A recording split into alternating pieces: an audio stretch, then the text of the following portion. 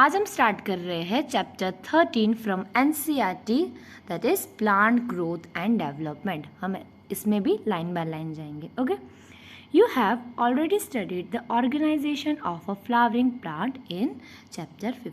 अब इस चैप्टर में ऐसा होगा ना, आप हाफ चीज़ें आपने ऑलरेडी लास्ट लेक्चर्स में प्लांट में पढ़ रखी है। फिर हम देखेंगे रेगुलेटर्स, प्लांट रेगुलेटर, वो सब न्यू आएगा। ओके, अगर आपको पहले वाले चैप्टर क्लियर है तो आपको ये वाला चैप्टर आधा तो ऐसे ही क्लियर होगा। Okay, have you ever thought about where and how the structures like root, stem, leaves, flower, fruits and seeds arise and that too in the orderly sequence. अब ये सोचने वाली बात है, जैसे हम डालते एक सीड डालते, उसमें से क्या बनता है हमने देखा है, हमने देखी है पूरी प्रोसेस देखी है लास्ट लेक्चर्स में। कैसा होता है, सीड डालते हैं, पहले सीडलिंग होती है, फिर उसमें से प्लांटलेट बनता है, उसके बाद एक मैच्योर उसमें से प्लांट बनता है। अब ये सोचने वाली बात है, ये सब एक ऑर्डरली सीक्वेंस में कैसे होता है कि पहले यह प्रोसेस होगी फिर ये प्रोसेस होगी। Okay, You are by now aware of terms seed, seedling, plant and mature plant। अगर आपको नहीं पता तो मैं आपको एक बार फिर से बता देती हूँ। फर्स्ट, सीड क्या होता है, सिंपल हमने समझो, सॉइल में सीड डाला, क्लियर। अब जैसे आपने स्प्राउट सुना होगा कि हम मूंग को रात को ओवरनाइट रखते हैं तो सुबह तक क्या हो जाते हैं, वो स्प्राउट्स हो जाते हैं। ठीक है, स्प्राउट्स में क्या होता है, जिसे सीड है उसमें से ऐसे सीडलिंग होती है, इसको हम क्या बोलेंगे, सीडलिंग, क्लियर। फिर थोड़े टाइम के बाद क्या होगा, इसमें ये क्या है, अंडर द सॉइल बात हो रही है, क्लियर। ये कहाँ हुआ, सीडलिंग अंडर द सॉइल। उसके बाद क्या होगा, एक ऐसे स्टार्ट होगी प्लांट। ओके, ऐसे 2 पत्तियाँ निकलेंगी, हम इसको क्या बोलेंगे, प्लांटलेट हो। अभी उसके बाद क्या होगा, एक पूरा मैच्योर जैसे प्लांट होता है, सबने देखा होगा, ऐसा बन जाएगा। तो आपको ये चारों टर्म अभी आपको क्लियर होनी चाहिए। सीड क्या है, सीडलिंग क्या है, प्लांटलेट क्या है और एक मैच्योर प्लांट का है। Okay, you have also seen that trees continue to increase in height और growth over a period of time. अभी हमने देखा होगा कि जैसे एक ट्री, जैसे बनियान ट्री आप देखते होंगे वो जितना पुराना होगा उतना बड़ा होगा, सबको पता होगा। तो हमको इतना पता है कि वो कंटिन्यू अपनी हाइट और वेट बढ़ाते रहते हैं, clear. However, the leaves, flower and fruits of the same tree not only have limited dimension but also appear and fall periodically। अभी ये भी सोचने वाली बात है, जैसे समझो मैंगो का ट्री है, आपने देखा होगा कि वो जो पकते हैं तब गिरते हैं, तो ये सब एक सब पीरियोडिकली कैसे हो रहा है, and same some time repeatedly. Why does vegetative phase precede flowering in the plant. अब ये सब ऑर्डरली सीक्वेंस में कैसे हो रहा है, जैसे हाँ अभी बर्ड होगा, उसमें से फ्लावर आएगा, एक सीक्वेंस है ना। तो इस चैप्टर में हम वो समझेंगे ये सब कैसे हो रहा है, प्लांट को कैसे पता चल रहा है कि हाँ अभी ये प्रोसेस होने वाली है, अभी यही होगा। तो हम देखेंगे वो सब कौन कंट्रोल कर रहा है, कौन रेगुलेट कर रहा है। तो इस चैप्टर में हम वही डिटेल में देखने वाले हैं। ये सब तो इंट्रोडक्शन है।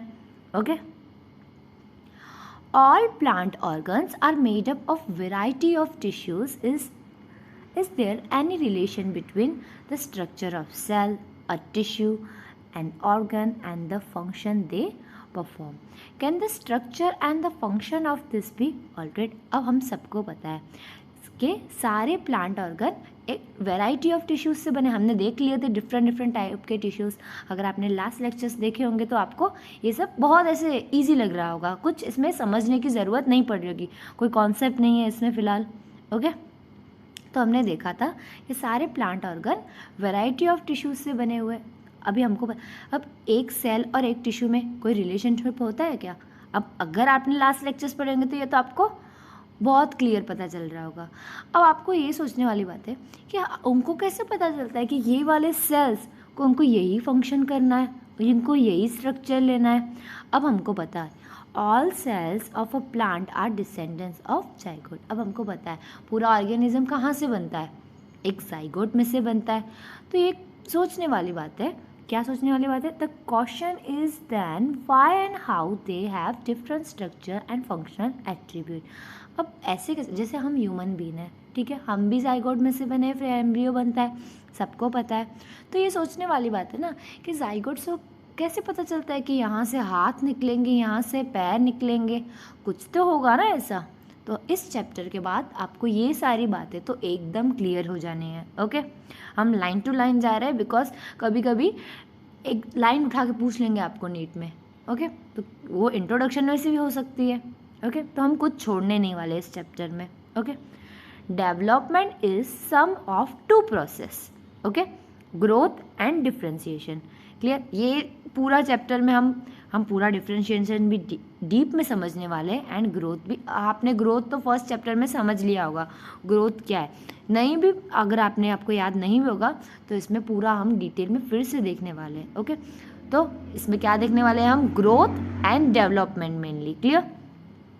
To begin with, it is essential and sufficient to know that the development of a mature plant from zygote follow a precise and highly ordered succession of events. अब इसमें क्या बोला है इन्होंने? जैसे एक मेच्योर प्लांट बनता है, एक जाइगोट में से बनेगा। क्लियर? सबको क्लियर है इतना तो। बट जाइगोट में से एक मेच्योर प्लांट बन रहा है तो उसमें एक सारे जो इवेंट है वो ऑर्डरली परफॉर्म करेंगे। अगर वो ऑर्डरली होंगे तो ही प्लांट बन पाएगा। Okay, during this process a complex body organisation is formed. Of course क्या क्या फॉर्म होता है कॉम्प्लेक्स बॉडी ऑर्गेनाइजेशन में? क्या क्या इन्वॉल्व है आप सबको तो पता होगा। Roots, leaves, branch, flower, fruit, seeds, eventually they die. ये सब क्या होगा? पहले क्या होगा हमने देखा, हम सीड डालेंगे, उसमें से सीडलिंग होगा, प्लांटलेट बनेगा, प्लांट मेच्योर प्लांट बनेगा, फिर लास्ट में क्या होगा? They will die. ये सब ऑर्डरली एकदम मैनर में होगा। क्लियर?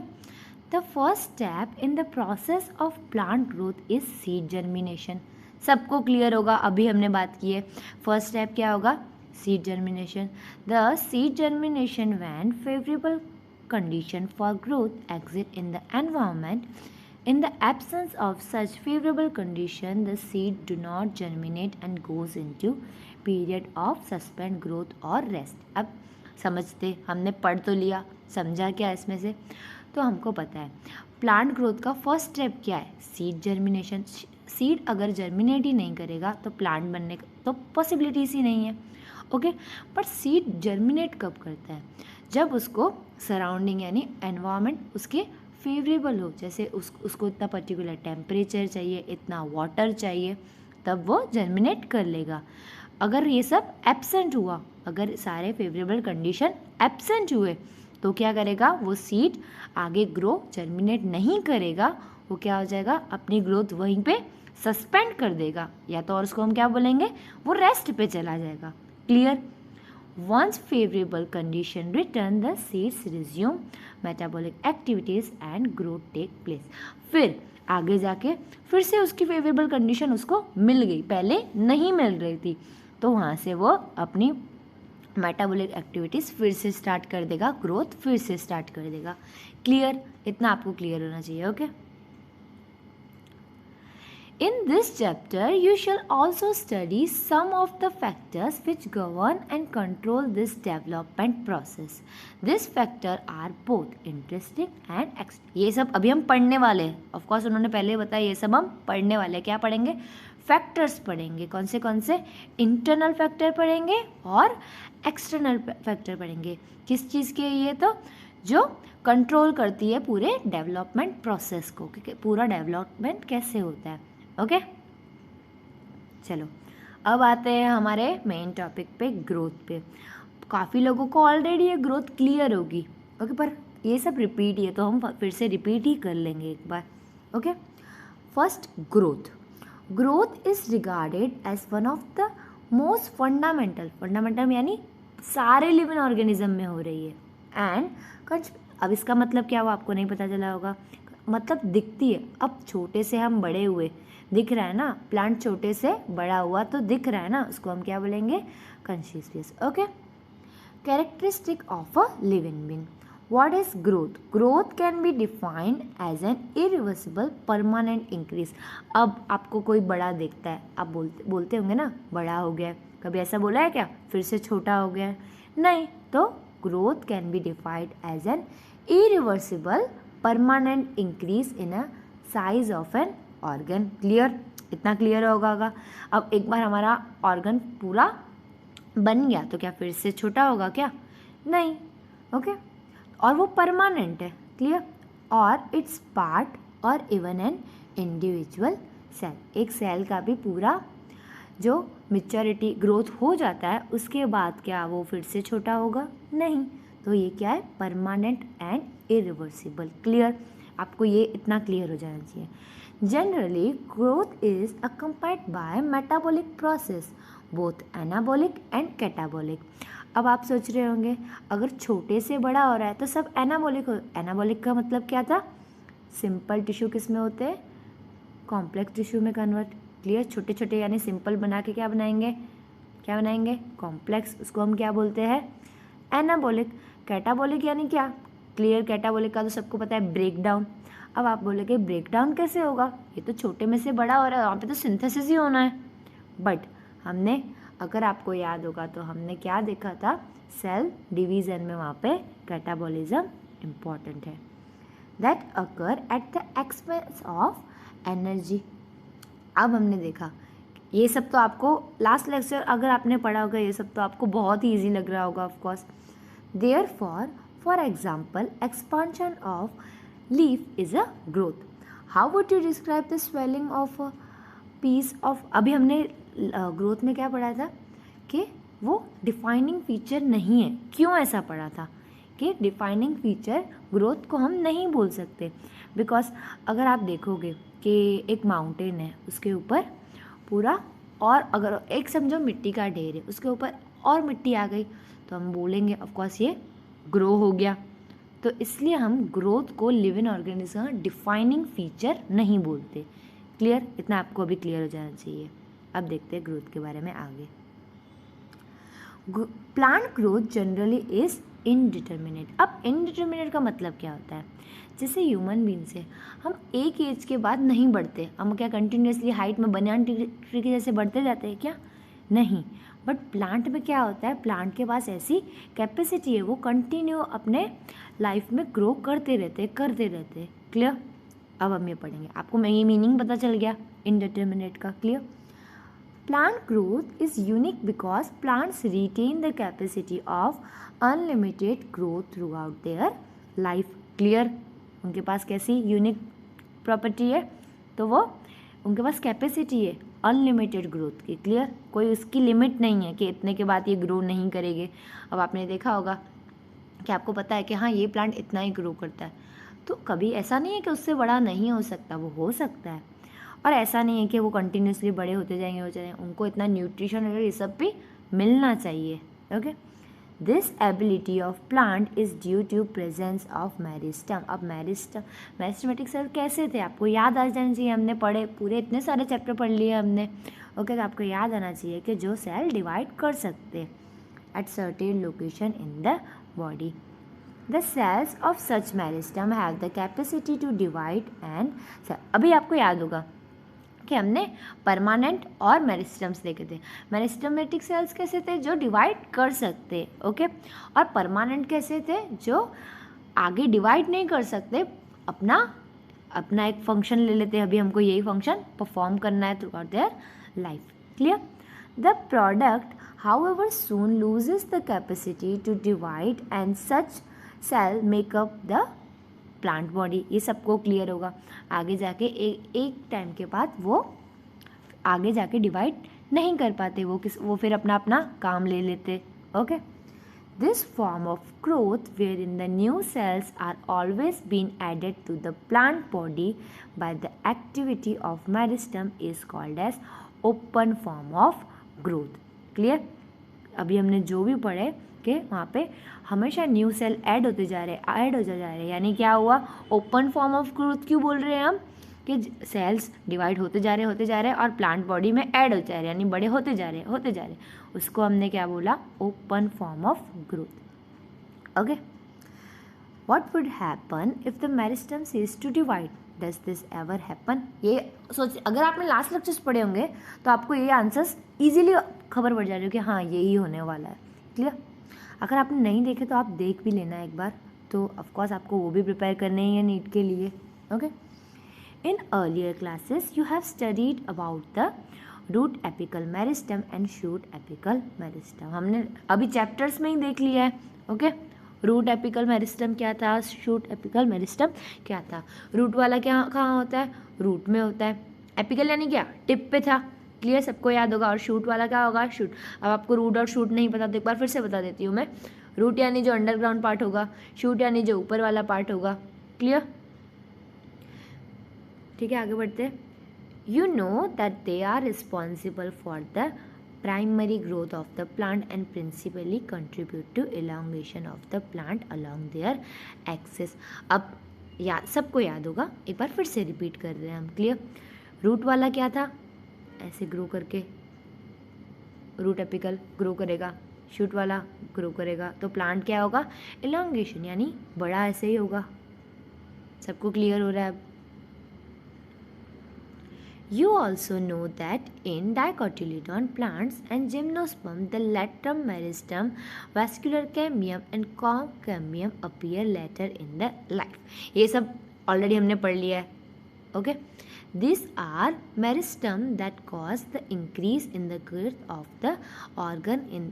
अभी आपको याद होगा कि सेकेंडरी ग्रोथ और प्राइमरी ग्रोथ ऑलरेडी पढ़ लिया है हमने. ओके. अभी हमने अभी क्या देखा हमने पहले कि प्राइमरी ग्रोथ कैसे हो रही थी, तो हमने देखा ऊपर यहाँ तक हमने क्या पढ़ी, प्राइमरी ग्रोथ. अब हम क्या पढ़ रहे हैं, secondary growth. Clear? Primary growth principally contribute to elongation of the plants. हमने, अब आपको याद नहीं होगा, अगर आपने मेरे चैप्टर्स पहले नहीं देखे, आपने नहीं पढ़ा, तो मैं फिर से एक बार बताती हूँ. प्राइमरी ग्रोथ में क्या होगा, लेंथ बढ़ेगा. क्लियर? और सेकेंडरी ग्रोथ में क्या हो रहा था, ऐसे विड्थ बढ़ता है. क्लियर? पूरे ऐसे लेटरल पूरा प्लांट बढ़ेगा. और प्राइमरी ग्रोथ में ऐसे length. Clear? So this are meristem that cause the increase in girth. Clear? Of the organ in which they are active. This is known as secondary growth. अब आपको primary और secondary growth clear हो गया होगा. बहुत सबको तो already आता ही होगा. क्लियर? ठीक है, ये रहा root apical meristem, shoot apical meristem. Clear? Apical यानी क्या, वो टिप में है. ओके. सो ये टिप में है यहाँ के, तो यहाँ से ऐसे बढ़ा रहा है उसको. अब सेकंड पॉइंट पे आए. ये फर्स्ट पॉइंट फिनिश हुआ. Growth is measurable. ओके. दिखता है, ग्रोथ होता है तो दिखता है हमारी इतनी हाइट बढ़ी है, इतनी बॉडी बढ़ी है. वेट कर सकते हो ना आप. Okay. Growth at cellular level is principally a consequence of increase in the amount of protoplasm. First, हम सेल से स्टार्ट कर रहे हैं. ओके. एट सेल्यूलर लेवल हम कैसे देखेंगे कि सेल ग्रो हुआ है, उसकी ग्रोथ हुई है कि नहीं. कैसे? तो प्रोटोप्लाज्म के अमाउंट से पता चलेगा. Since increase in protoplasm is difficult to measure directly. अभी हम वहाँ पे इतना मेज़र नहीं कर सकते कि इतना प्रोटोप्लाज्म बढ़ा, इतना प्रोटोप्लाज्म बढ़ा. ठीक है. One generally measure some quantity which is more और less proportion to it. Growth is therefore measured by variety of parameter, some of which are increase in fresh weight, dry weight. अभी मैं समझा रही हूँ. Okay. First read कर रही हूँ. Length, area, volume and cell number. अब सबकी ग्रोथ अलग अलग टाइप से हम मेज़र कर सकते हैं. अब सबको एक जैसा हम मेज़र नहीं कर पाएंगे. ठीक है. जैसे हमको पता है कि हम ना वेट को केजी में करते, लिक्विड को हम लीटर में मेज़र करते हैं. हम मेज़र ही कर रहे हैं ना, वो सब क्या है, मेज़र ही है ना. ओके. सो अभी हम देखेंगे कैसे डिफरेंट हम कैसे मेज़र करते हैं. You may find it amazing to know that one single maize root apical meristem can give rise to more than 17,500 new cell per hour. अब हम किसकी बात कर रहे हैं, मेज रूट, मेज की बात कर रहे हैं, मेज प्लांट की बात कर रहे हैं. क्लियर? हम कैसे उसमें काउंट कर रहे हैं, हम उसमें गिन के काउंट कर रहे हैं. पर आवर कितने न्यू सेल्स बने, तो यहाँ पे कितने बन सकते हैं, 17,500 से भी ज़्यादा बन सकते हैं। ओके, हमने ऐसे मेज़ में कैसे काउंट किया, गिन के काउंट किया। Clear? Whereas cells in the watermelon में इंक्रीज इन साइज। ओके, यहाँ पे कैसे हम साइज देख रहे हैं, बाय अप टू। अब आपको पता चला वहाँ पे हम क्या देख रहे हैं, काउंट करके देख रहे हैं, यहाँ पे हम देख रहे हैं कितनी साइज बड़ी हुई। समझ आ रहा है, यहाँ पे कितनी 3,50,000 टाइम्स बढ़ सकती है। अब आपको क्लियर, हम डिफरेंट टाइप से मेज़र कर सकते हैं ग्रोथ को।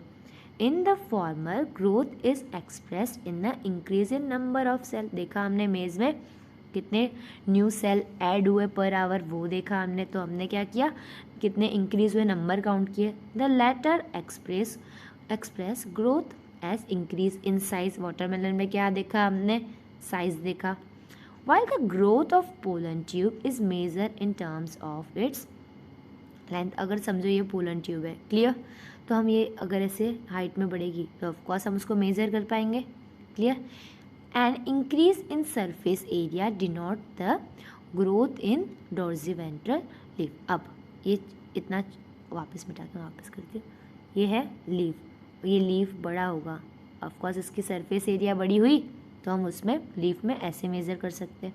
डिफरेंट टाइप में हम डिफरेंट मेज़र कर सकते हैं। अभी इतना आपको क्लियर होगा। फेजेस ऑफ ग्रोथ ऑलरेडी हमने पढ़ लिया है, फिर से पढ़ेंगे। Okay, the period of growth is generally divided into 3 phases. Already देख लिया है, मेरिस्टेमेटिक जहाँ पे डिवीज़न होता है, then elongation and maturation. 3 phase थे, हमने ऑलरेडी देख लिया है, फिर से देख रहे हैं। Let us understand this by looking at the root tip. The constantly dividing cell, both at root apex and the shoot apex, represent the meristematic phase of growth. अब फर्स्ट हम पढ़ रहे हैं मेरिस्टेमेटिक। ओके, यहाँ पे ध्यान दो, meristematic में क्या होता है, कंटिन्यूसली डिवीज़न हो रहा था सेल का, सबको याद होगा। क्लियर? उसको हम क्या बोलेंगे, मेरिस्टेमेटिक फेज ऑफ ग्रोथ। अभी डायग्राम भी आएगा, आगे मैं आपको दिखा देती हूँ। The cells in this region are rich in protoplasm, possess large. अब आपको याद हो, ऑफकोर्स उनको डिवाइड करना है, एक सेल में से 2 सेल बनाना है, ठीक है। तो इस सेल में तो बहुत सारा प्रोटोप्लाज्म होना चाहिए ना, ज़्यादा प्रोटोप्लाज्म होगा तो ही तो 2 बनाएगा, ठीक है। 2 सेल कैसे बनेंगे, जब उसके पास खुद के पास इतना सारा प्रोटोप्लाज्म होगा तो उस 2 को दे पाएगा। तो the cells in this region are rich in protoplasm, possess large conspicuous nucleus। Nucleya होना चाहिए लार्ज, तो ही तो वो 2 में डिवाइड करेगा। the cell wall are primary in nature, thin. अब थिन क्यों होनी चाहिए, ऑफकोर्स वो थिन होगी तो डिवाइड होगी। ऐसे हार्ड होगी तो क्या वो 2 में डिवाइड हो पाएगी, उसमें बीच में से कट हो पाएगा, नो। ऑफकोर्स कैसी होनी चाहिए, थिन। किसकी बात हो रही है, ये फर्स्ट मेरिस्टेमेटिक फेज की। Okay, and cellulate with abundant plasmodesmatal connection. The cells proximal. अब क्या हो रही है, अब ये क्या बात हुई, ये बात हुई यहाँ पे मेरिस्टेमेटिक, ठीक है। ये समझो हमने कैप बना दी, ठीक है। ये यहाँ की बात हुई, ठीक है। फिर बात हो रही है उसके इलॉन्गेशन फेज की। क्लियर? सो क्या पढ़ रहे हैं हम, the cell proximal to the meristematic zone. अब मेरिस्टेमेटिक के बाद ये समझो मेरिस्टेमेटिक, उसके बाद कौन सा फेज चालू होगा, elongation. Clear? Meristematic zone represent the phase of elongation. अब इसके बाद ये मेरिस्टेमेटिक हो गया, उसके बाद ये कौन सा हो जाएगा, यहाँ पे क्या होगा, इलॉन्गेशन होगा। क्लियर? अब इलॉन्गेशन हो रहा है तो यहाँ पे क्या होना चाहिए, increase population, cell enlargement and new cell wall deposition are the characteristics। अब इसका कैरेक्टरिस्टिक है, अब सेल ऑफकोर्स एनलार्ज होंगे, बट अब जो न्यू डिवाइड होके बने, किस में बने, मेरिस्टेमेटिक फेज में। नेक्स्ट फेज में आ रहे तो वो क्या होगा, वहाँ जाके क्या होगा, बड़े होंगे, cell enlargement. Okay, new cell wall deposition होगा उसमें, तो ये कैरेक्टरिस्टिक है। फर्दर अवे फ्रॉम एपेक्स, यानी इससे भी ऊपर, मोर प्रॉक्सिमल। प्रॉक्सिमल मतलब क्या होता है, आप अगर समझ रहे हो ना, प्रॉक्सिमल और डिस्टल, ये वर्ड 2 अपोजिट वर्ड है जो हम रेगुलरली यूज़ करते हैं। प्रॉक्सिमल मतलब इसके टूवर्ड्स, ओके। डिस्टल मतलब अब हम इसकी बात करें तो इससे तो ये डिस्टल हुआ, यहाँ की बात करेंगे तो हम इसको बोलेंगे ये अवे हुआ। अवे यानी डिस्टल, टूवर्ड्स यानी प्रॉक्सिमल, इतना आपको याद रखना है, okay. Further away from apex, more proximal to the phase of elongation lie the portion of axis which is undergoing the phase of maturation। अब मेरिस्मेटिक, अब ये एलोंगेशन हो गया, उसके बाद जो फेज चालू हो रहा है वो किससे प्रॉक्सिमल होगा, ये इलोंगेशन वाले से, ये इसके बाजू में हुआ, ठीक है, टूवर्ड्स हुआ, क्लियर। ये कौन सा फेज है, मैच्योरेशन। अब इसमें क्या होगा, मैच्योर हो रहा है। The cells of this zone attain their maximal size in terms of wall thickening and protoplasmic modification। Clear, इसमें कैसे, इसकी सेल वॉल बहुत थिक हो जाएगी। Most of the tissue and cell type you have studied in earlier classes represent this phase। सबको clear होगा। Growth rates, the increased growth per unit is termed as growth rate। Thus, rate of growth can be expressed mathematically. An organism or a part of a plant organism can produce more cells in a variety of phase। अभी तो हम देखेंगे वो variety of phase क्या है, but यहाँ पे आ रहा है मैक्स, ओके। अर्थमेटिक सब ने 10th में तो पढ़ा ही होगा, ओके। 11th में आया हो, 10th में ये तो पढ़ा ही होगा। तो इसमें क्या है, ठीक है, ये समझो एक है क्या, ये मेरिस्मेटिक सेल, इसने एक बनाया फिर से मेरिस्मेटिक सेल और एक बनाया परमानेंट। क्लियर, इतना सबको क्लियर हो गया। आगे जाके ये तो डिवाइड करेगा, ये तो कर नहीं पाएगा, ठीक है। एक परमानेंट फिर से, एक मेरिस्मेटिक फिर से, ये ऐड होते जा रहे हैं, ठीक है। हम इसको नीचे उतारते आ रहे हैं। इतना क्लियर सबको,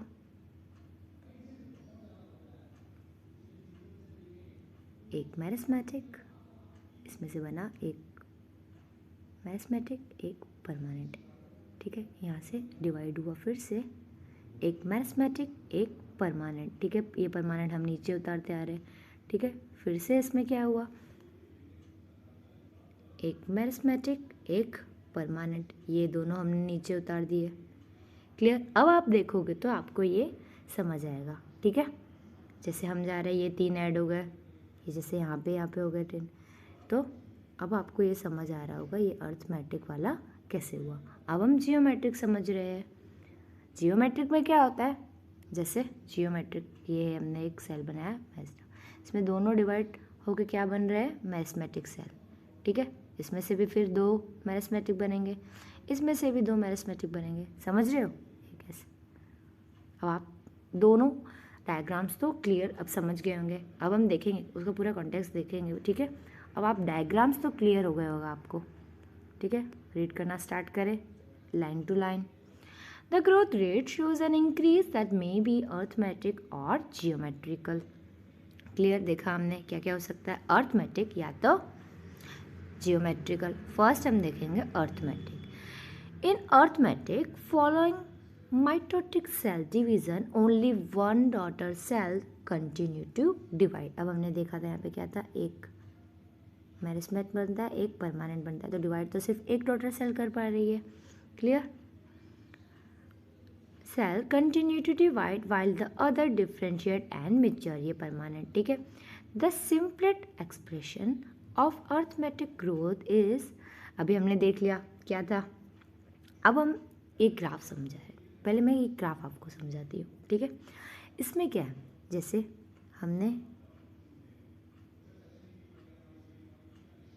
इतने टाइम में इतनी हाइट बढ़ी, जैसे हम जितना टाइम देंगे उतनी हाइट बढ़ेगी। इसकी ग्रोथ कैसे होगी, स्टेडी होगी। कैसे, हम जैसे एक सेल में से एक मैच्योर बन रहा है, एक परमानेंट बन रहा है, फिर से ऐसे होगा, तो एकदम ऐसे क्या बोलेंगे हम, एकदम लीनियर कर्व आएगा कि हाँ इतना टाइम दिया तो इतनी ग्रोथ, जितना टाइम उतनी ग्रोथ, जितना टाइम उतनी ग्रोथ, क्लियर। इसको हम क्या बोलेंगे, ये लीनियर कर्व है, क्लियर।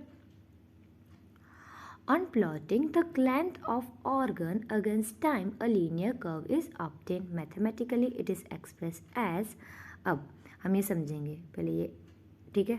LT वो क्या रिप्रेजेंट करता है, लेंथ एट टाइम, के लेंथ कितनी हुई, ये हम देखा के हाइट एट टाइम कितना हुआ, ठीक है, लेंथ एट टाइम 0। अभी एल नॉट क्या रिप्रेजेंट कर रहा है कि लेंथ इनिशियली कितनी थी, लेंथ एट टाइम यानी यहाँ पे लेंथ कितनी थी, okay.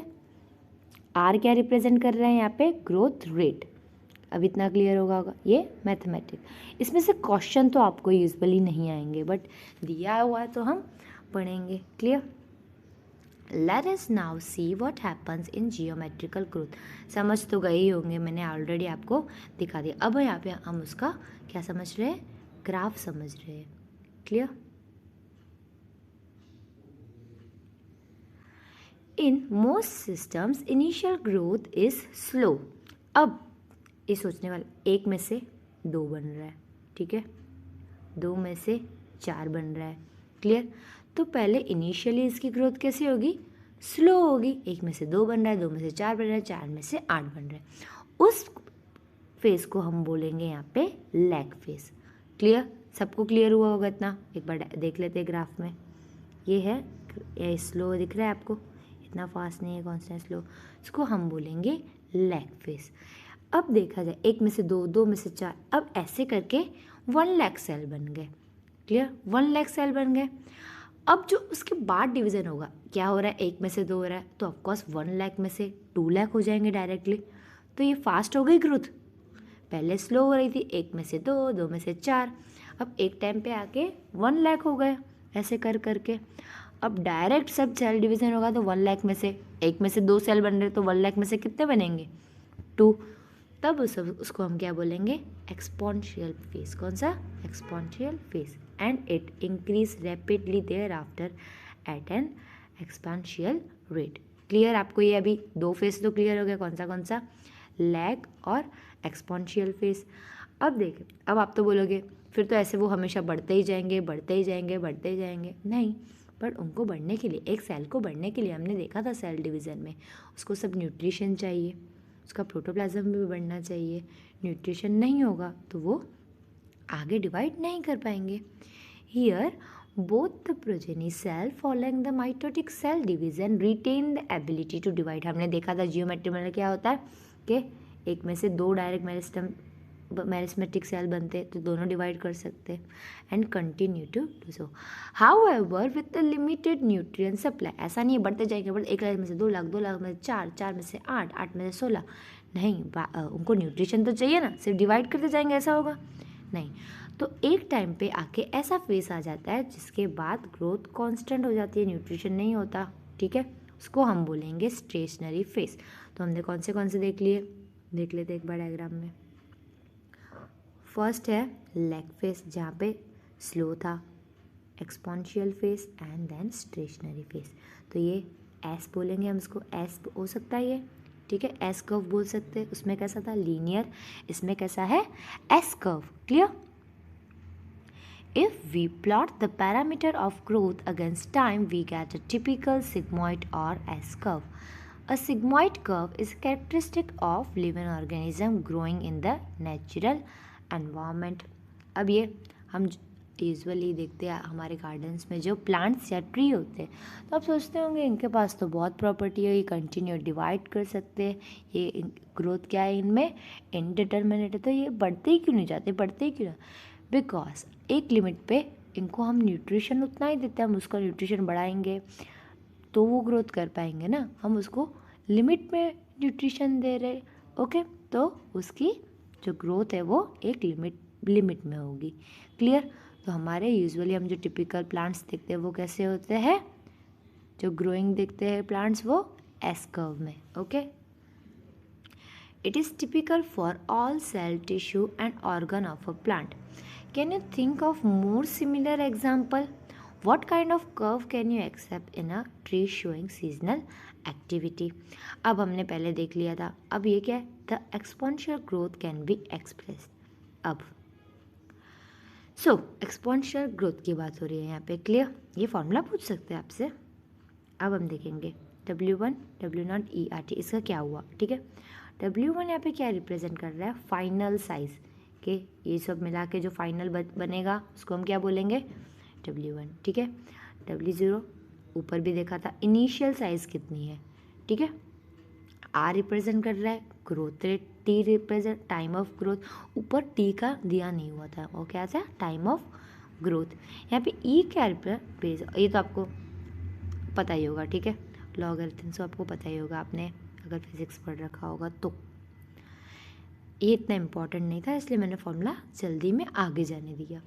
Here are is relative growth and also the measure of ability of plant to produce new plant material. अब हम समझेंगे रिलेटिव ग्रोथ क्या होती है और एब्सोल्यूट ग्रोथ क्या होती है। क्लियर? अब आपको समझ नहीं आएगा आर क्या है, relative growth rate, and is also the measure of the ability of plant to produce new plant material. आपको ये समझ नहीं आएगा तो हम फर्स्ट क्या समझेंगे, एब्सोल्यूट और रिलेटिव ग्रोथ रेट क्या होता है। सो मैं आपको पहले एब्सोल्यूट समझाती हूँ। क्लियर? एब्सोल्यूट हम रेट कैसे, ये एब्सोल्यूट है, एब्सोल्यूट ग्रोथ रेट, ठीक है। हम इसको कैसे मेज़र करेंगे। सो फर्स्ट हम इस लीव का पहले हम देखेंगे इसका टोटल ये कितना है 10। अब हम देखेंगे इनिशियली वो कितना था, तो कितना था 5 था। क्लियर हुआ होगा सबको। तो इसका एब्सोल्यूट ग्रोथ रेट कितना हो गया 5। क्लियर? इतना क्लियर सबको। अब हम इस लीव का देखेंगे, ये क्या है एब्सोल्यूट ग्रोथ रेट, ठीक है, ये इस लीव का है। अब इसका देखेंगे, सो टोटल कितना है इसका 55 और इनिशियली कितना है 50। क्लियर? तो इसका एब्सोल्यूट ग्रोथ रेट कितना हुआ 5। अब आप यूनिट लगा देना, ठीक है। अब हम देखेंगे, क्या देखेंगे, एब्सोल्यूट हो गया, उसके बाद क्या देखना है हमको, relative growth rate, relative growth rate. Clear? अब देखेंगे हम, जैसे फर्स्ट हम इसका देखेंगे। क्लियर? तो इनिशियली ये कितना है, इनिशियल नीचे लिखेंगे नीचे, और जो एब्सोल्यूट ग्रोथ रेट का आया वो लिखेंगे ऊपर। सो हम इसको बोल सकते हैं कि इसकी रिलेटिव ग्रोथ रेट है 100%। क्लियर? ये फर्स्ट लीव का हुआ। अब हम निकालेंगे सेकंड लीव का। तो सेकंड लीव में इनिशियल क्या है 50, एब्सोल्यूट ग्रोथ रेट कितनी आई 5, तो इसका हो जाएगा 0.1, ठीक है, यानी 10%। तो इसमें कितनी हुई absolute relative growth rate 10%। Okay, clear? Quantitative comparison between the growth of living system can also be made in 2 ways, ठीक है। Measurement and comparison of total growth per unit is called as absolute growth rate। अब मैंने तो आपको पूरा explain कर दिया, तो आपको ये एकदम क्लियर हो जाना चाहिए माइंड में अपने, ठीक है। Measurement and comparison of total, अभी हमने टोटल का किया था ना, आपको भी याद होगा ऊपर ही किया है। The growth of the given system per unit time expressed on the common basis per unit initial parameter। अब हमने देखा कि रिलेटिव भी आपको क्लियर हुआ, एब्सोल्यूट भी क्लियर हुआ। Per unit initial parameter is called as relative growth rate, ठीक है, ये मैंने आपको पूरा एक्सप्लेन कर दिया। But shows absolute increase in area in the given time to give leaves. अब हम पूरा ऊपर आपको एक्सप्लेन कर दिया मैंने, A1 AB वाला पूरा एक्सप्लेन कर दिया, ठीक है। हम आगे बढ़ते हैं अभी कंडीशन फॉर ग्रोथ्स के लिए। Why do you not try to write that you think are necessary condition for growths. अभी हमने ऑलरेडी देख लिया थी ग्रोथ में क्या क्या, अभी आपको सबको पता होगा ग्रोथ को क्या, ग्रोथ के लिए क्या क्या चाहिए। आप बोलोगे ऑक्सीजन चाहिए, न्यूट्रिशन चाहिए, लाइट चाहिए, सब चाहिए। ऑफकोर्स ये सब सही है। The list may have water, oxygen, nutrient as very essential element for growth. The plant cells grow in size by cell enlargement, which in turn requires water. Clear? Plant कैसे grow करेंगे कि cell बड़ा होगा तो plant grow करेंगे। Cell को बड़े होने के लिए क्या चाहिए, वाटर चाहिए। एब्सोल्युटली राइट, ठीक है। Turgidity of cell help in the extension of growth. Thus, plant growth and further development is intimately linked to the water status of the plant. अब turgidity का मतलब क्या है, जैसे प्लांट अच्छा हुआ, फूला वूला हुआ होगा तो ऑफ कोर्स ग्रोथ कर पाएगा। Thus, growth and further development is intimately linked to the water status. So अभी हमने वाटर का रोल पढ़ा कि वाटर एसेंशियल है, क्लियर, आप सबको पता होगा. Water also provide the medium for enzymatic activity needed for growth. Of course अब प्रोटोप्लाज्म है जो अंदर, वहाँ पे वो क्या करता है वाटर, यहाँ पे एक मीडियम प्रोवाइड करता है जहाँ पे एंजाइमेटिक एक्टिविटीज़ हो पाए. Oxygen helps in releasing metabolic energy essential for growth activities.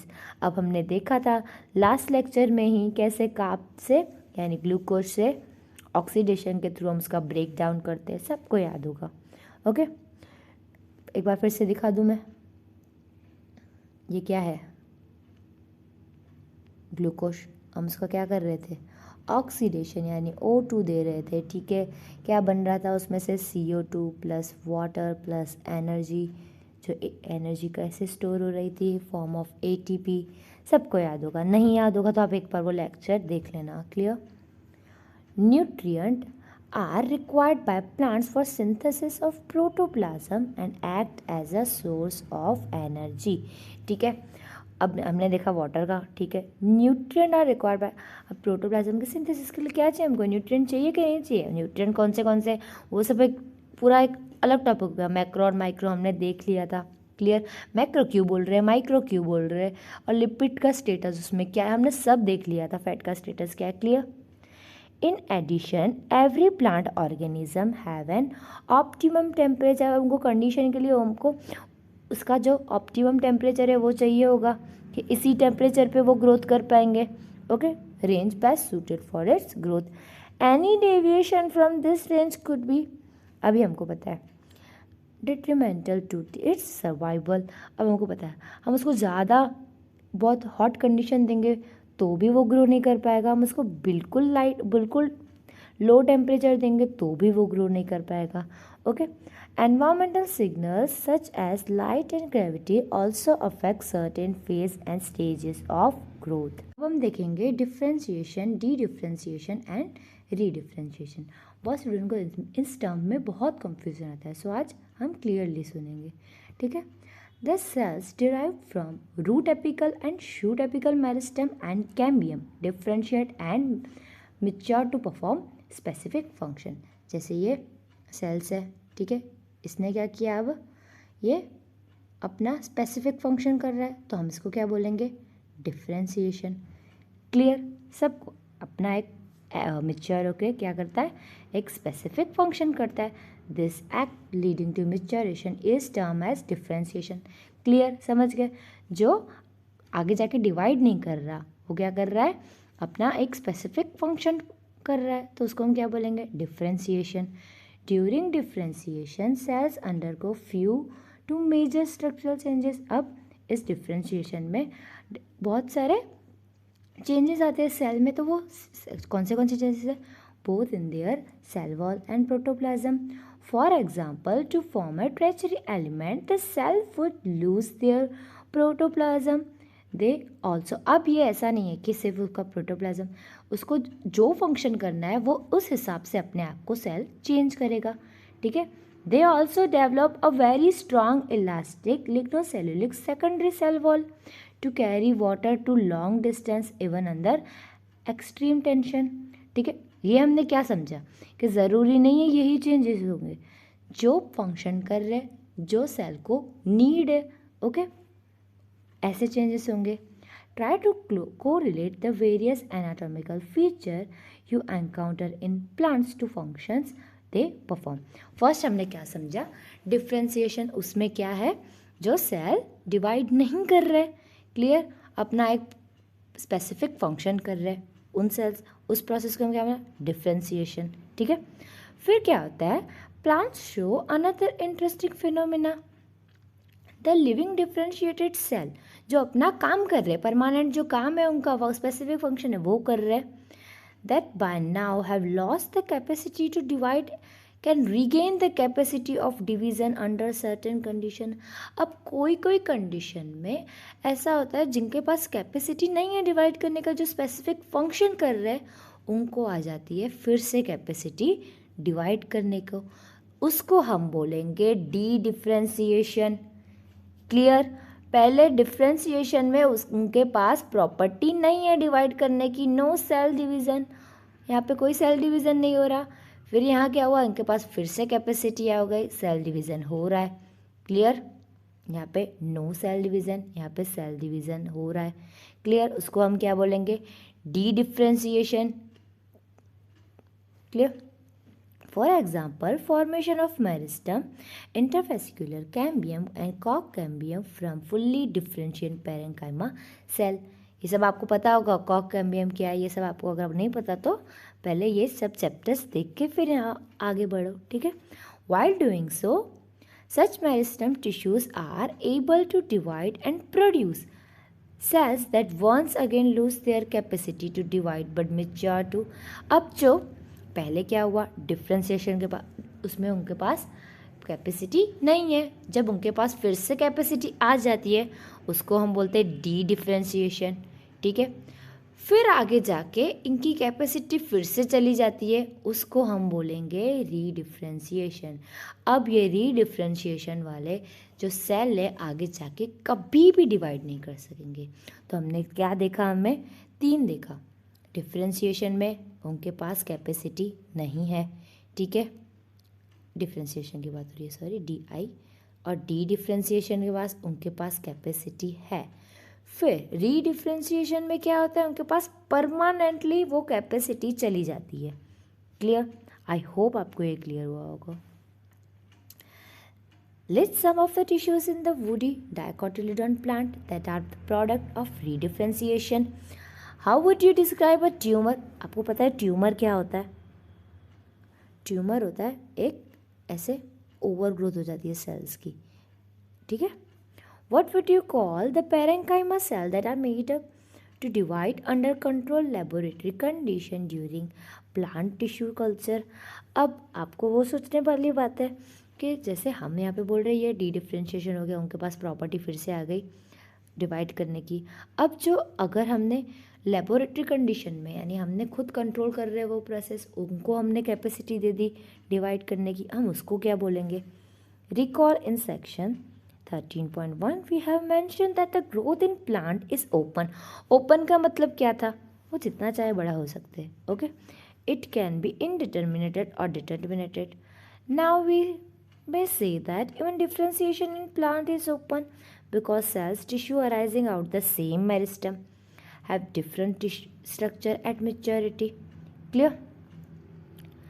The final structure at maturity of a cell is also determined by the location of cell within।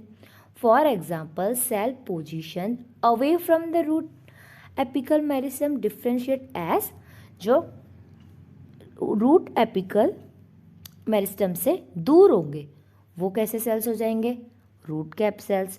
While those push to periphery, जो periphery पे हमने किनारों पे धक्के दे दिए उसको हम क्या बोलेंगे, एपिडर्मिस, वो एपिडर्मिस हो जाएंगे।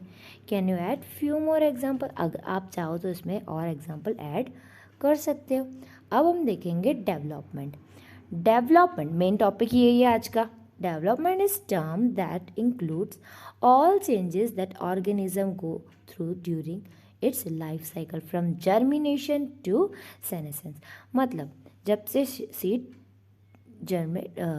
जर्मिनेट हुआ है वो जब तक मरता नहीं है, वो प्लांट बन के बढ़ता नहीं है सेनेसेंस तक, सो सारे इवेंट्स यहाँ पे होंगे, उसको हम बोलेंगे डेवलपमेंट। क्लियर। जो चेंजेस यहाँ पे होंगे उसको हम बोलेंगे development. Diagrammatic representation of sequence of process which constitute the development of a cell in higher plant. अभी हम देखेंगे डायग्राम, ठीक है, ओके। पहले क्या हुआ, सेल डिवीज़न होगा, उसमें से मेरिस्मेटिक सेल। मेरिस्मेटिक सेल में क्या होता है, यानी जो सेल डिवाइड कर सकते हैं, ठीक है। तो आगे जाके वो क्या करेंगे, प्लाज्मा बढ़ाएंगे, प्लाज्मा की ग्रोथ। आगे जाके डिफ्रेंसिएशन होगा, क्या होगा, एक्सपांशन होगा, पहले सेल बड़ा होगा, मिच्योरेशन होगा और वो मिच्योर सेल में कन्वर्ट हो जाएगा। क्लियर। फिर आगे जाके उसकी डेथ हो जाएगी, okay. Plant follow different pathway in response to environment or phases of life to form different kind of structure. This ability is called as plasticity. अब यहाँ पे क्या है, अब environment के हिसाब से वो अपने structure change करते हैं, उसको हम क्या बोलते हैं, plasticity. Example, heterophyly in cotton, coriander and larkspur. In such plant, the leaves of juvenile plant are different, okay, in shape from those in mature plants. हम यहाँ पे देख लेते हैं, ठीक है, जुवलाइन में कैसा है और अडल्ट में कैसा है different, okay. On the other hand, difference in shape of leaves produce in air and those produce in water in buttercup also represent the heterophyllous development due to environment. अभी हम देख लेते हैं, ठीक है. हम बटरकप का एग्जांपल देखें. यहाँ पे देखो, टेरेस्ट्रियल हैबिटेट में कैसा हो रहा है, यानी ज़मीन पे तो कैसा दिख रहा है, वाटर में तो कैसा दिख रहा है. क्लियर, आपको ये सब तो क्लियर हो गया होगा, बहुत इजी था ये तो, okay.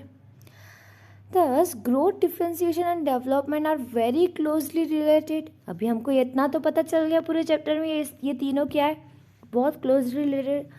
Broadly, development is considered as sum of growth and differentiation. Of course, हम बोल सकते हैं डेवलपमेंट के अंदर ही ग्रोथ और डिफ्रेंसिएशन है. Development in plants is under control of, हमने देखा था क्या था, इंटरनल और एक्सटर्नल फैक्टर्स थे. अब हम देखेंगे द फॉर्मर इंक्लूड, जो फर्स्ट है इंटरेस्टिंग, उसमें क्या, इंट्रासेल्यूलर यानी जो एक सेल के अंदर हो रहा है, और इंटरसेल्यूलर जो दो सेल के बीच में एक कनेक्शन बन के हो रहा है, उसको हम बोलेंगे इंटरसेल्यूलर. यहाँ से पास भी हो सकता है, तो उसमें क्या हो सकता है, केमिकल. जो एक में ये यहाँ पे समझो केमिकल बना, या दूसरे में पास हो सकता है, ऑफ कोर्स हो सकता है, उसको हम क्या बोलेंगे, इंटरसेल्यूलर. वाइल द लेटर यानी एक्सटर्नल की बात होती है, उसमें क्या क्या, एक्सटर्नल में क्या क्या आ सकता है, टेम्परेचर, वाटर, ऑक्सीजन, ये सब तो बाहर से आएगा. क्लियर. सो अब हम देखेंगे प्लांट ग्रोथ रेगुलेटर्स. फर्स्ट देखेंगे उसकी characteristic. The plant growth regulators are small simple molecule of diverse chemical composition. अब प्लांट ग्रोथ रेगुलेटर्स क्या है, सो वो क्या है, केमिकल है, ओके. केमिकल से ही बने हुए होते हैं, डिफरेंट टाइप के, okay. They could be indole compounds. क्या एग्जांपल है उसका, इंडोल 3 एसिटिक एसिड, ये बहुत कॉमन है, आपको याद रखना है. एडेनिक डेरिवेटिव्स, उसमें क्या एग्जांपल है, furfuryl amino purine kinetin, okay. Derivatives of carotenoid, ये बहुत इंपॉर्टेंट है. एब्सिसिक एसिड, टर्पेंस में कौन सा है, ग्लिपेरिक एसिड, ये तो हम डिटेल में पढ़ने वाले. और गैसेस हो सकते हैं, इथिलीन, ये बहुत इंपॉर्टेंट है, अभी हम देखने वाले हैं. Plant growth regulator are variously described as plant growth substance, plant hormones और phyto hormones in literature, okay. So plant growth regulator को सबने डिफरेंट तरीके से बुलाया था पहले. प्लांट ग्रोथ सब्सटेंस भी बोल सकते हैं, प्लांट हार्मोन्स भी बोल सकते हैं. सो हार्मोन्स भी क्या है, रेगुलेटर्स ही है. ऑफकोर्स हमारे बॉडी में, ह्यूमन बॉडी में भी जो हार्मोन्स है वो क्या काम करते हैं, बॉडी को रेगुलेट करने का. The plant growth regulator can be broadly divided into 2 groups based on their functions in a living plant body. One group of plant growth regulator are involved in promoting activities. एक group कैसा है, जो सब कुछ promote कर रहा है, okay. एक ग्रुप कैसा है, जो सब कुछ इनिबिट कर रहा है, स्टॉप कर रहा है. Clear. One group of plant growth regulators are involve in growth promoting activities.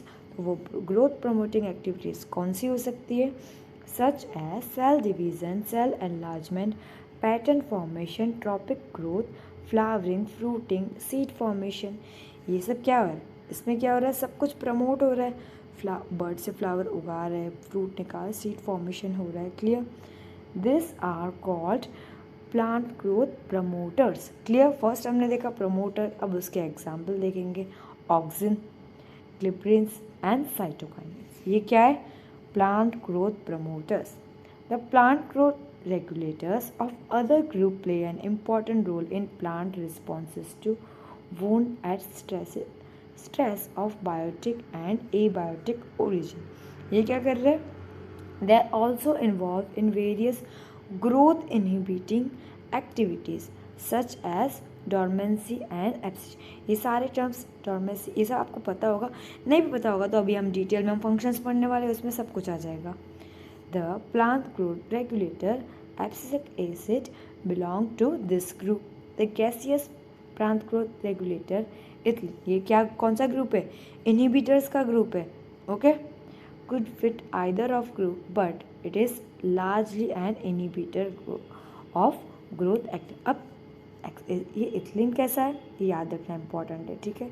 Ethylene कैसा है, वो ऐसे भी काम करता है जो प्रमोट कर सके, तो ये दोनों ग्रुप में आ सकता है, पर ज़्यादातर इसकी कौन सी एक्टिविटीज़ है? इनहिबिटर ऑफ ग्रोथ एक्टिविटीज़ है, तो इसलिए हमने इसको इनहिबिटर्स में रख दिया। अब हम देखेंगे डिस्कवरी। सो यूजुअली जो भी प्लांट ग्रोथ डिस्कवरी है, वो रेगुलेटर्स की डिस्कवरी है, वो स्पेशली इस पे वर्क नहीं चल रहा था, किसी और चीज़ पे ही वर्क चल रहा था, तो ये सडनली कहीं से डिस्कवर हो गए। Clear? Interestingly the discovery of each of 5 major growth of plant growth regulator have been accidental. Clear? Accident से यानी एक्सीडेंटल ये क्या हो गए? डिस्कवर हो गए। All this started with the observation of Charles Darwin and his son Francis Darwin when they observed that the coleoptile of canary grass responded to unilateral illumination by growing towards the light source। समझते हैं, अब इतना sentence बोल तो लिया, क्या है? So scientist थे कौन? डार्विन, सबको पता है, और उसका सन कौन था? Francis Darwin. वो एक ऑब्जर्व कर रहे थे किसको? ग्रास को, कैनरी ग्रास। उसमें उन्होंने क्या नोटिस किया? जिस साइड से, यानी ये ग्रास है, ठीक है, इस साइड पे सन है समझो, तो इस साइड से सन है, तो उन्होंने नोटिस किया कि ऐसे बैंड नोटिस किया, यानी क्या नोटिस किया उन्होंने? वो क्या, टूवर्ड्स द लाइट ऐसा बैंड नोटिस किया कि उस साइड पे ये झुक जाते हैं। After a series of experiments, it was concluded that the tip of coleoptile was the site of transmittable influence that caused the bending of the entire।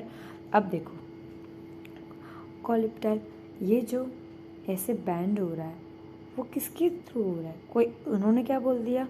कोई केमिकल के थ्रू हो रहा है। उन्होंने प्रॉपर नाम नहीं दिया कि ये ऑक्सीजन है, नो, ठीक है, उन्होंने क्या बोल दिया? ये किसी केमिकल के बाद हो रहा है, केमिकल इसको करवा रहा है ऐसा, ठीक है। फिर आगे जाके auxin was isolated by, auxin क्या है? प्लांट ग्रोथ रेगुलेटर है, प्रमोटर है, ठीक है। किसने आइसोलेट किया? FW वेंट ने। डार्विन ने क्या किया? डिस्कवर किया। और FW वेंट ने क्या किया? आइसोलेट किया। किस में से? So tips of coleoptile of oat seedling. आपको ये याद रखना है, डिस्कवर किसने किया है, और अब डिस्कवर मतलब पहले किसी ने बोला कि हाँ इसमें ऐसा केमिकल है, वो क्या हो गया? Discovery. The Bakane disease of rice seedling was caused by a fungus pathogen। So Bakane disease क्या होता है? जो एक फंगस पैथोजन से हो रही है, पर क्या होता है? जैसे ये प्लांट है किसका? राइस का, उसमें लेंथ ये सब बराबर है, पर उसमें सीड एब्सेंट है, ओके, उसको हम क्या बोलते हैं? बकाने और फूलिश सीडलिंग। तो ये किससे होता है? एक फंगल पैथोजन से होता है, उसका नाम क्या है? क्लिपलेला फ्यूजिकोई। Okay, then E. Kurosawa reported the appearance of symptom of disease in rice seedling when they were treated with sterile filtrate of the fungus। The active substance were later identified as glyceric acid। ठीक है, फिर इसने कुरोसेवा नाम के scientist ने experiment किया, तो उसने सारे सिम्टम्स राइस जो डिसीज में थे, सारे सिम्टम्स देखे जब उसने फंगस उसमें डाला। क्लियर? तब आइडेंटिफाई क्या हुआ? ग्लिसरेरिक acid. F. Cook and his co-worker observed that from the internodal segments of tobacco stems the callus, ठीक है, क्या डिस्कवर किया? callus proliferate only in addition to oxygen। The nutrient medium was supplemented with one of the following। अब देखा, अब एक callus में से हमको अनडिफरेंट, कैलस मतलब क्या होता है? ऐसे गुच्छा, सेल्स का गुच्छा, ठीक है, किस में से मिला? सेगमेंट्स ऑफ टोबैको स्टैम्प में से। ये तभी सिर्फ प्रोलिफरेट करते जब उसमें हम ऑक्सीजन डालते, ठीक है। The nutrient medium was supplemented with, और हम न्यूट्रिएंट मीडियम में हमने क्या क्या डाला? एक्सट्रैक्ट ऑफ वेस्कुलर टिश्यू, ये एक्सट्रैक्ट, कोकोनट मिल्क और डीएनए, ये सब हम डाल सकते हैं। क्लियर? इतना तो हमको पता चला ऑक्सीजन क्या हेल्प करता है प्रोलिफिकेशन। हम उसके आगे फंक्शन देखेंगे तो आपको पता चल जाएगा कि इसको डालने से ऐसा क्यों हुआ। Miller et al. Later identified and crystallized the cytokinesis promoting active substance that they called as kinetin. Clear? अब कैनेटिन की डिस्कवरी भी कैसी है? एक्सीडेंटल है। कौन सा हो गया? 1 हो गया, यहाँ पे 2 हो गया, यहाँ पे 3 हो गया, ठीक है। During mid 1960s 3 independent researchers reported the purification and chemical characteristics of 3 different kinds of inhibitor. Okay, अब 3 साइंटिस्ट ने मतलब अलग अलग जगहों पे रहते हैं ऐसे साइंटिस्ट ने 3 केमिकल मतलब 3 ऐसे इनहिबिटर्स को डिस्कवर कर दिया। एक का नाम रखा इनहिबिटर बी एब्सिशन, एक ने रखा एब्सिशन 2, एक ने रखा डॉर्मेन। फिर बाद में हमको पता चला later all 3 were prove to be chemically identical. फिर हमको पता चला तीनों साइंटिस्ट ने तो एक ही चीज़ फाउंड की है, उसका नाम सिर्फ अलग अलग रख दिया है। Clear?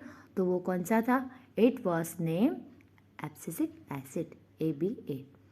H.H. cousins confirm the release of a volatile substance from rampant origin that has in the ripening of stored unripe banana. अब H.H. कजिन साइंटिस्ट का नाम है, उसने क्या करा? उसने कंफर्म किया। क्या कंफर्म किया?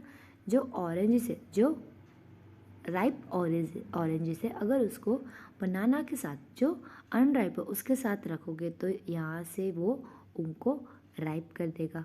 Okay, later this volatile substance, वो वॉलेटाइल सब्सटेंस क्या है? क्या नाम दिया उसको?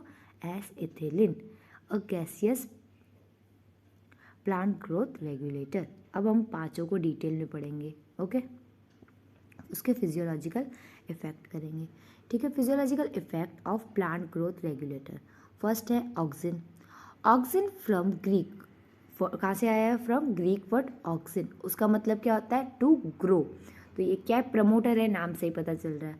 Was first isolated from human urine. आप बोलोगे कि ये तो प्लांट की बात हो रही है, ह्यूमन कहाँ से आ गया? जिसने वो प्लांट खाया हो हम उसकी बात कर रहे हैं। The term auxin is applied to indole 3-acetic acid and to other natural and synthetic compounds having certain growth regulating properties.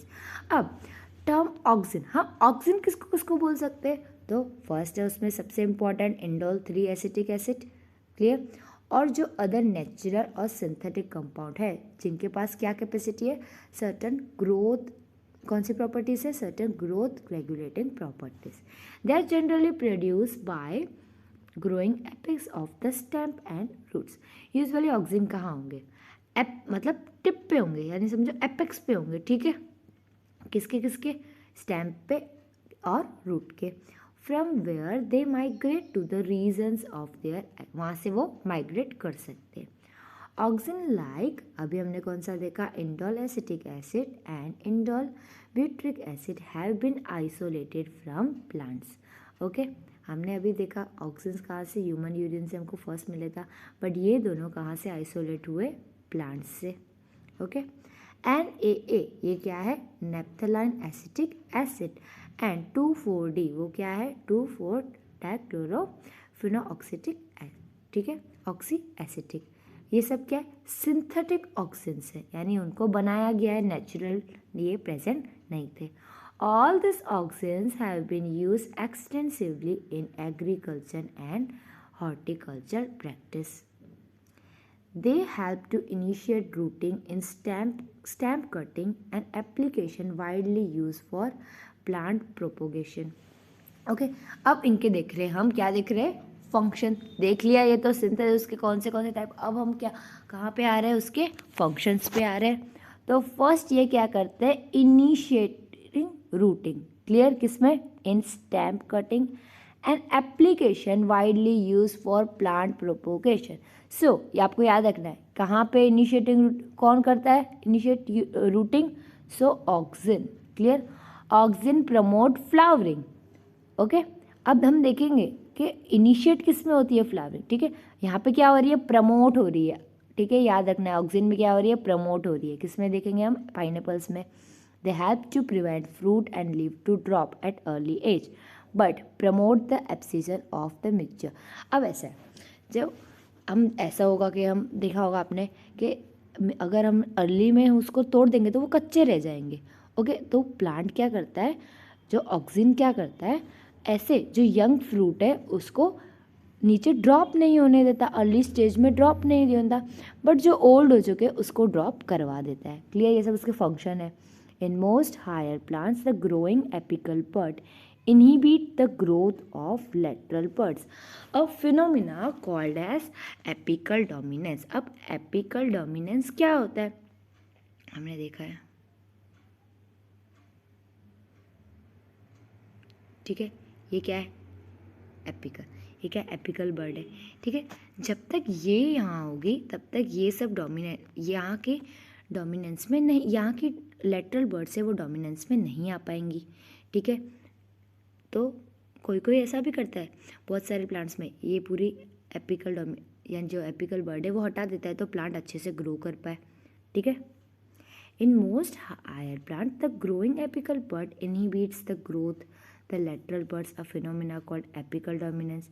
Removal of shoot tips usually result in the growth. अब वो मैंने क्या बोला, वो एपिकल बर्ड हम हटा देंगे तो क्या होगा, लेटरल बर्ड्स ज़्यादा ग्रो होगी, okay. It is widely applied in tea plantation hedge making. Can you explain why? अब हम बोलेंगे कि जो टी प्लांटेशन, जो चाय पत्ती वाले प्लांट्स होते हैं, ठीक है, चाय पत्ती वाले प्लांट्स में हमेशा हम जो एपिकल बर्ड होते हैं ऊपर से थोड़ा सा हमेशा रेगुलरली काटते, जो फार्मर्स होते हैं वो काटते रहते। क्यों ऐसा? बिकॉज अभी हमको उसमें तो पत्ते ज़्यादा चाहिए ना, उसमें से ही तो हमको क्या मिलेगी, चाय पत्ती मिलेगी ना, तो इसलिए हम वो एपिकल हटा देते तो सारे लेटरल बर्ड्स अच्छी तरह ग्रो हो पाए, okay. Auxin also induce parthenocarpy, उसका मतलब क्या होता है, सीडलेस, ठीक है, seedless in tomatoes. They are widely use as herbicides. 2,4-D widely use to kill dicotyledon weeds. अब आपको याद कैसे रखना है, डी आ रहा है इसमें, ओके। सो कैसे याद रखना है, वो क्या किल करेगा, dicotyledonous weed. Does not affect mature monocotyledon plants, but mature monocotyledon plants पे कोई इफेक्ट इसका नहीं होता। It is use to prepare weed free lawns by Gardner's.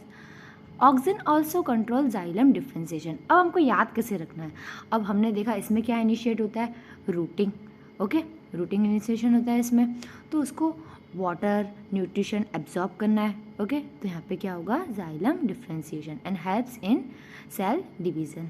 अब हम देखेंगे gibberellins, okay, are another kind of promotory plant growth regulator. There are more than 100 gibberellins reportedly from widely different organisms such as fungi and higher plants, okay। कितने हैं, more than 100। So they are denoted as, उसको हमने नाम कैसे दिए, GA1 GA2, A मतलब acid, okay. However gibberellic acid was one of the first gibberellins to be discovered and remains the most intensively studied form। सबसे ज़्यादा studies किस पे हुई है, इस पे, ओके, इसलिए हमने इतने सारे डिस्कवर कर दिए, 100 से ज़्यादा, clear. All GAs are acidic, क्यों, नाम से ही है, उसके अंदर ही एसिड है तो एसिडिक ही होंगे। They are produce a wide range of physiological response in the plants. Their ability to cause an increase in length. अब इसका आया फर्स्ट फंक्शन, कौन सा, क्या करेगा ये, increase in length of axis, क्या करेगा, ऐसे लेंथ में बढ़ाएगा। To increase the length of grape stock, grapes में क्या करेगा, स्टॉक की ग्रोथ बढ़ाएगा। Gibberellins cause fruits like apple to elongates and improve its shape. Apple में क्या करेगा, उसकी साइज बढ़ाएगा कि प्रॉपर दिखे। दे ऑल्सो डिले सेनेसेंस, या याद रखना है, ओके, क्लियर। दस the fruits can be left, यानी वो उनकी डेथ डिले करता है। Thus, the fruits can be left on the tree longer so as extend the market period. अब ये क्या करता है, फ्रूट को गिरने से बचा रहा है, ठीक है, तो क्या होगा, वो ट्री पे रहेंगे ज़्यादा तो ऑफकोर्स पक अच्छे से जाएंगे. Clear. GA is also use to speed up the malting process in brewing industry. ये बहुत इंपॉर्टेंट है. GA से हमको याद ही क्या रखना है, माल्टिंग और ब्रूइंग. क्लियर. माल्टिंग किस में यूज़ होगी, इंडस्ट्री में यूज़ होगी अल्कोहल फॉर्मेशन के लिए. ओके, आपको पता ही होगा माल्टिंग प्रोसेस तो पूरा. Sugar cane store carbohydrates as sugar, सबको पता है. Okay, in their stem. Spraying sugar cane crop with gibberellins increase the length of stem. अब शुगर कैन में क्या किया इसने, स्टेम की लेंथ बढ़ा दी. ओके, तो शुगर कैन में क्या किया इसने, शुगर ज़्यादा स्टोर होगी, ऑफकोर्स इसने लेंथ बढ़ा दी, तो thus increasing the yield by as much of 20 tons per acre. तो इसमें क्या किया इसने, प्रोडक्टिव काम किया. क्या बढ़ाया इसने, शुगर को बढ़ा रहा है अंदर से, ऑफकोर्स स्टेम बढ़ेगी, उसके अंदर की शुगर जो स्टोर है वो भी बढ़ेगी. ओके. स्प्रिंग जूल एंड कॉनिफर, कॉनिफर्स यानी क्या, जिम्नोस्पर्म, सबको याद होगा. With GA hasten the maturity period thus leading to early seed production. Conifers में क्या करता है, ये मैच्योरिटी पीरियड को फास्ट कर देता है, तो वहाँ पे क्या होता है, early seed production. Gibberellins also promotes bolting. Okay, अब वो क्या होता है, अभी हमने देख लिया है क्या होता है, इंटरनोड इलोंगेशन. क्या होता है, इंटरनोड इलोंगेशन, सबको पता होगा इंटरनोड क्या है. ओके, दो नोड्स की बीच की जगह क्या होती है, internodes. Just prior to the flowering, किसमें किसमें, तो इसके एग्जाम्पल से आपको याद रखना है, in beet, cabbage and many plants with rosette habitat. Okay, अब हम देखेंगे cytokinins. Cytokinins have specific effect on cytokinesis. अब ये नाम कहाँ से आया, अगर आपने पढ़ा होगा, क्या पढ़ा होगा, हमने क्या देखा था, सेल डिवीजन पढ़ा होगा, तो साइटोकाइनेसिस आपको अच्छे से पता होगा कि क्या होता है, division of cytoplasm. Clear. And were discovered as kinetin. Okay, first क्या हुआ, कैसे डिस्कवर हुआ, as kinetin, a modified form of adenine a purine. अब ये क्या हुआ, फर्स्ट ये हुआ, वो नेचुरली नहीं होता, ये काइनेटिन है वो नेचुरली प्लांट में नहीं प्रेजेंट होता, ये याद रखना है आपको. कहाँ से किया, फ्रॉम ऑटोक्लेव. ऑटोक्लेव क्या होता है, मशीन होती है लैब में जिसमें हीट से हम बैक्टीरिया इनको किल करते हैं. क्लियर. हैरिंग स्पर्म DNA, कहाँ से हमने डिस्कवर किया इसको, हैरिंग स्पर्म DNA से. ऑटोक्लेव ये लेबोरेटरी प्रोसेस है, तो ये सिंथेटिक है. काइनेटिक क्या है, synthetic. Kinetin does not occur naturally in plants, ये याद रखना है. Search for natural substance with cytokinin like activity led to isolation of seat. पहले क्या हुआ, इसमें सिंथेटिक मिला, नेचुरल नहीं मिला, हमने सिंथेटिक बनाया. फिर ऐसे ही क्या किया हमने, प्लांट्स में आइसोलेट किया, उसको हमने क्या नाम दिया, जीटिन. क्लियर. किसमें से आइसोलेट हुआ, तो corn colonel's and coconut milk. Clear. ये याद रखना है, किसकी डिस्कवरी की बात कर रहे हैं हम, साइटिन की. ये क्या है, नेचुरल है, और ये है सिंथेटिक. क्लियर. काइनेटिन क्या है, सिंथेटिक, ये क्या है, natural. Clear. Since the discovery of zeatin, several naturally occurring cytokine and some synthetic compound with cell division promoting activity have been identified. इसके बाद हमको पता चला, क्या पता चला, कि बहुत सारे और भी साइटोकाइन्स है, सिंथेटिक कंपाउंड्स भी है, जो क्या करते हैं, सेल डिवीजन की एक्टिविटी को प्रमोट करते हैं. Clear. Natural cytokines are synthesized in region where rapid cell division occur, for example. So अभी आपको याद क्या करना है, कहाँ पे होता है साइटोकाइनेस, जहाँ पे सबसे ज़्यादा सेल डिवीजन हो रहा है रैपिड, तो वो कहाँ पे होता है, तो रूट एपिक, सबको पता है. Developing shoot buds, young fruits, इन सब पे क्या होता है. और साइटोकाइनेस का मेन फंक्शन क्या है, फिजियोलॉजिकल फंक्शन क्या है, फिजियोलॉजी बोल रही हूँ तो मैं आपको क्या, फिजियोलॉजी यानी function, normal function. Okay. It helps to produce new leaves. ठीक है, सेल डिवीजन करा रहा है वहीं पे ही है, तो वो क्या, उसको न्यू लीव्स प्रोड्यूस कराएगा, क्लोरोप्लास्ट इन लीव्स प्रोड्यूस कराएगा, लेटरल शूट ग्रोथ करवाएगा, एंड एडवांटेशियस शूट फॉर्मेशन कराएगा. ठीक है, adventitious. Cytokinins helps overcome the apical dominance. ये क्या, एपिकल डोमिनेंसी आप समझ गए होंगे, यानी ये ओवरकम करता है, ठीक है, यानी लेटरल डोमिनेंस को बढ़ाता है। ये एपिकल है और ये लेटरल हो गया, ठीक है। तो जब ये डोमिनेंट होती है तो ज़्यादा प्लांट की लेटरल ग्रोथ नहीं हो पाती है, तो ये क्या करता है, इसको ओवरकम करता है। Clear. They promote nutrient mobilization which has in the delay of leaves. Nutrient mobilization क्या, न्यूट्रिशन एक जगह से दूसरी जगह। क्लियर। अब हम पढ़ेंगे इंपॉर्टेंट इथिलाइन।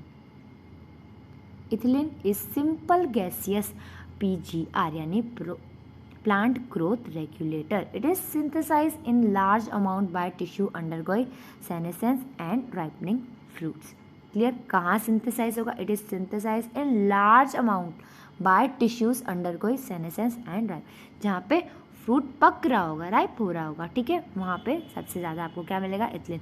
अब जैसे है ना, आपने सुना होगा कि अभी आम का सीज़न है, तो हम कभी कभी बोलते हैं कि ये स्प्रे से बड़ा मिच्योर किया हुआ आम है, ठीक है, तो हम क्या स्प्रे करते हैं, तो इथिलाइन स्प्रे करते हैं। क्लियर।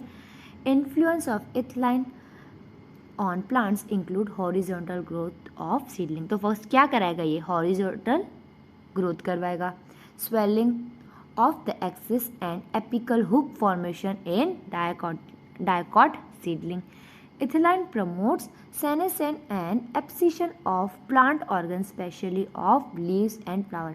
ये क्या प्रमोट करेगा, किसको, सेनेसेंस को। क्लियर। याद रखना, ये पॉइंट आपको याद रखना है।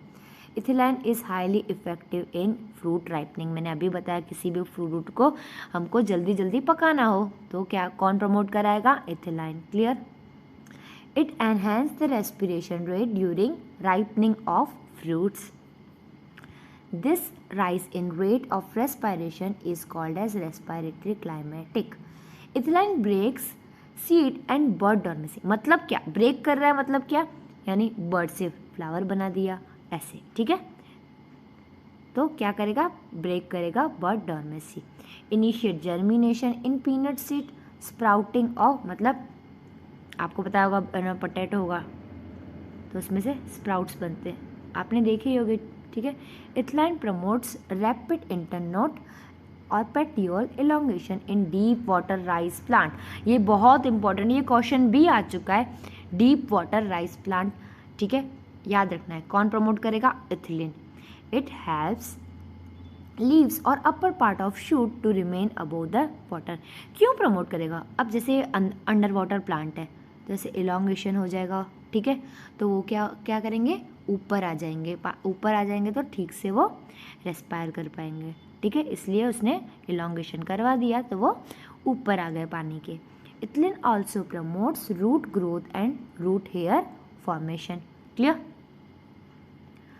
Thus helping the plants to increase their absorption surface. अब क्या, रूट का ज़्यादा ग्रोथ हुआ और रूट हेयर का ज़्यादा ग्रोथ होगा तो उनका काम क्या है, एब्जॉर्ब करना न्यूट्रिएंट एंड वाटर, तो वो क्या करेगा, उनकी सरफेस एरिया बढ़ा देगा तो ऑफकोर्स एब्जॉर्प्शन ज़्यादा हो जाएगा.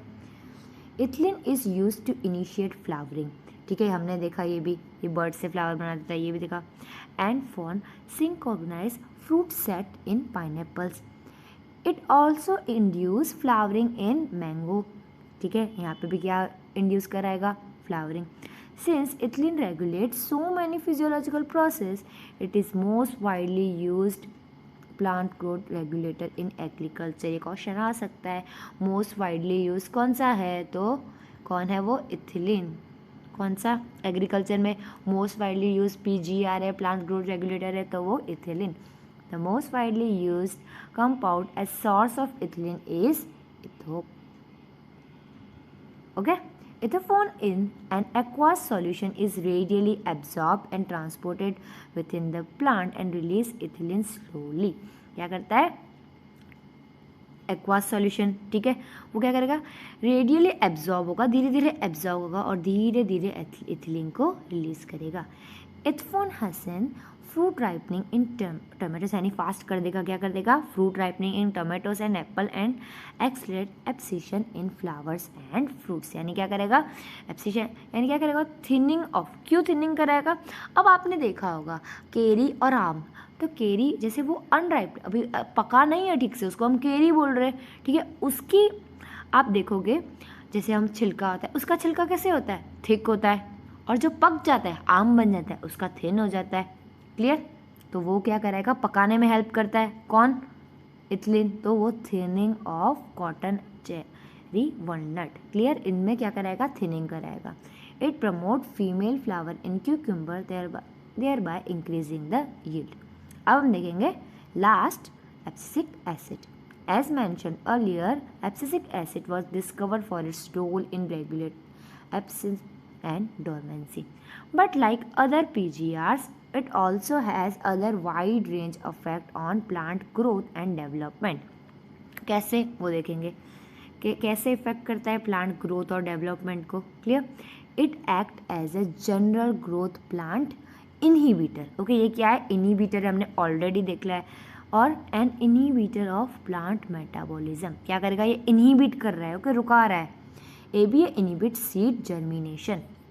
क्या करेगा, अभी हमने देखा प्रमोट भी कर रहा था कोई, अब ये क्या कर रहा है, बट इनहिबिट कर रहा है, तो ये इनहिबिटर है, आपको याद रखना है। ABA stimulate the closure of stomata and increase the tolerance. अब स्टोमेटा क्लोज हो गया। क्लियर? स्टोमेटा क्लोज हो गया तो क्या, अंदर स्ट्रेस बढ़ेगा। Clear? Increase the tolerance of plants to various kind of stress. इसलिए प्लांट को क्या हो जाता है, टॉलरेंस, मतलब वो टॉलरेट कर सकते कोई भी स्ट्रेस को। Okay, therefore it is called as stress hormone. Question आ सकता है, स्ट्रेस हार्मोन कौन है, तो ABA आपको याद रखना है। ABA play important role in seed development, maturation and dormancy. By inducing dormancy, ABA helps to seeds to withstand desiccation and other factors unfavorable for the growth. ठीक है, हमने देखा dormancy, by inducing dormancy ABA क्या करेगा, seeds to withstand desiccation, यानी उसको desiccate होने से बचा रहा है। ओके, और जो